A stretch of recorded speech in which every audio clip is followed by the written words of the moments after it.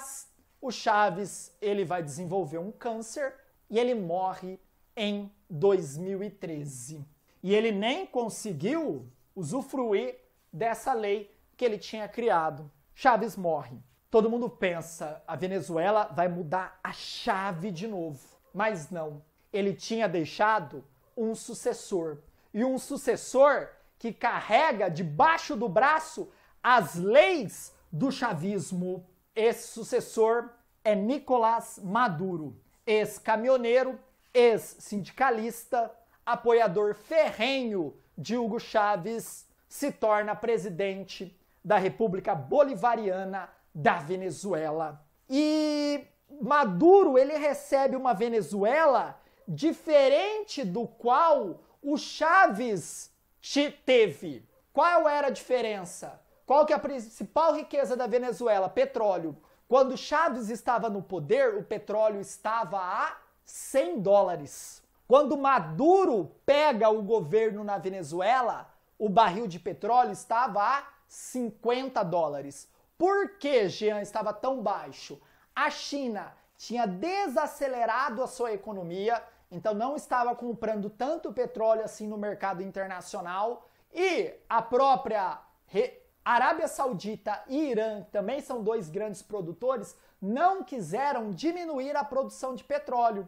Então você tinha muito petróleo no mercado e pouca compra. O preço cai.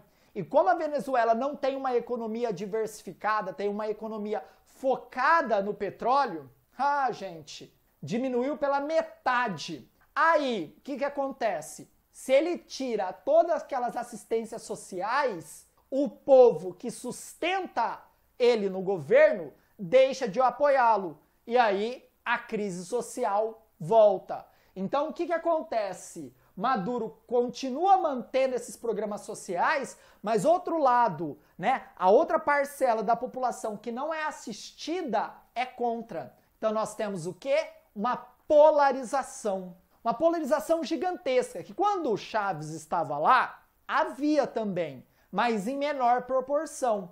Quando a crise vem, parcela da população que estava ganhando, né, com todo esse vucu-vucu de dinheiro que estava entrando na Venezuela, fica o Chaves lá. Mas agora que ele está perdendo, fora Maduro. Então você tem o quê?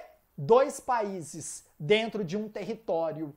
Parece alguém, né? Essa polaridade. Parece que a gente está ensaiando. Volta aqui.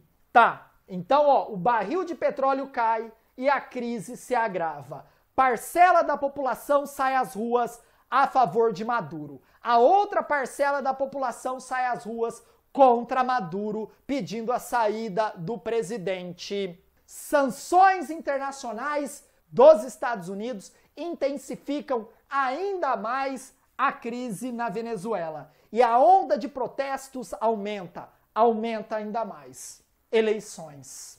Maduro vai sair agora, 2017. Maduro vai sair.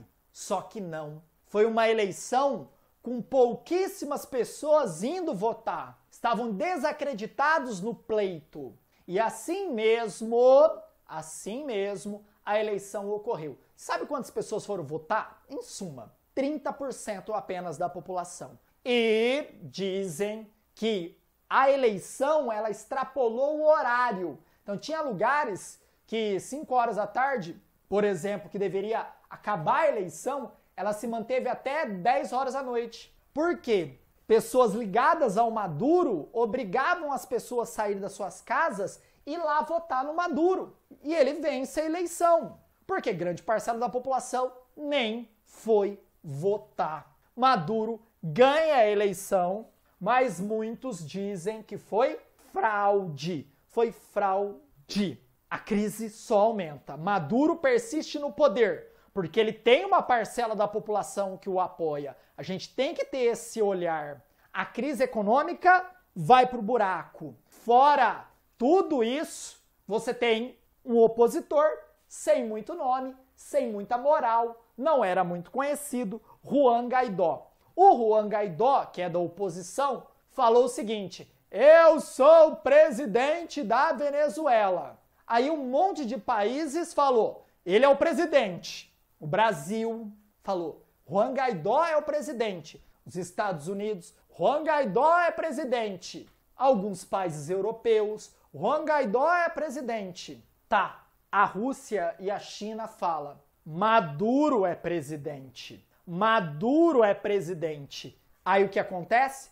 Enfraquece o posicionamento do Brasil e o posicionamento dos Estados Unidos principalmente, porque do outro lado você tem a Rússia e a China, que bancam Maduro no poder. No momento mais tenso, que se a boca pequena dizia que os Estados Unidos poderia articular um golpe na Venezuela, Putin, sabe o que ele fez? Manda um avião com soldados para Caracas e distribui mais armamentos para o exército que apoia Nicolás Maduro. Então, Maduro continua no poder. Mas a crise econômica cada vez mais no buraco. Por quê? Sanções econômicas dos Estados Unidos. E essa crise econômica leva mais de 1,5 milhão de pessoas a fugirem da Venezuela porque estavam sendo perseguidos politicamente por Nicolás Maduro e também porque não tinham o que comer. A miséria na Venezuela, a inflação na Venezuela, olha isso, 1.000.000%. Um dólar valia um tanto assim de dinheiro. O dinheiro praticamente não existia mais. Se você estava na Venezuela e queria dinheiro venezuelano, não tinha nem como você carregar esse dinheiro. Nem cartão de banco estava passando mais na Venezuela.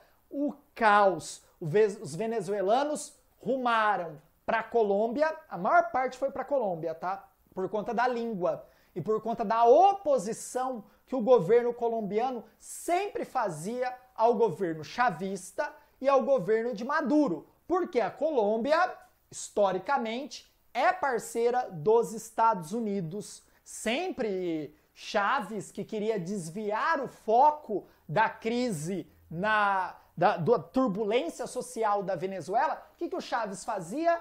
Movimentação do exército na fronteira com a Colômbia. Né? E aí todo mundo achava que ia ter guerra na América do Sul. Então, grande parte dos venezuelanos foram para a Colômbia e uma parte rumaram para Pacaraima, entrando dentro do território do Brasil e aí indo para várias partes. Até hoje nós temos venezuelanos aqui. Diminuiu muito, tá? Essa vinda de venezuelanos para cá, mas ainda tem. Deu uma apaziguada, mas a crise econômica ainda persiste e Nicolás Maduro ainda está no poder. Tenso, né? Passamos por toda a história recente da nossa vizinha e importante Venezuela.